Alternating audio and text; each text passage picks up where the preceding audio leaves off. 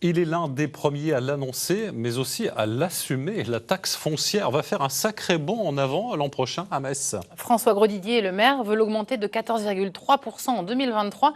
Alors forcément, les Messins n'en sont pas ravis. Le maire, lui, se justifie. Christophe Gaumont, Sébastien Roch.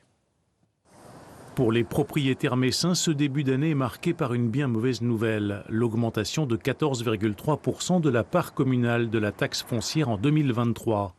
Avec en plus une hausse des bases locatives de 7%, cela veut dire que les habitants propriétaires de leur logement vont voir leur fiscalité locale grimper fortement cette année, une nouvelle difficile à accepter. Nous, on est dans la banlieue de Metz et on trouve que ce n'est pas du tout justifié, mais on sait que cette augmentation est liée au fait que la taxe d'habitation a été supprimée. Il faut bien trouver une compensation. Pour moi, c'est ça. Simplement, ce qu'on aimerait, c'est voir la clarté des comptes. Ça serait pas mal.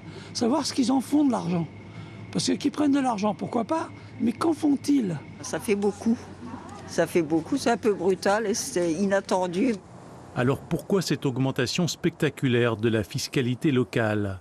François Grosdidier, le maire de Metz, explique que les dépenses d'énergie et la revalorisation du point d'indice des fonctionnaires décidées par le gouvernement ont creusé un trou de 15 millions d'euros dans le budget de la ville. Selon le maire, il n'y avait pas d'autre solution que d'augmenter la taxe foncière de façon significative.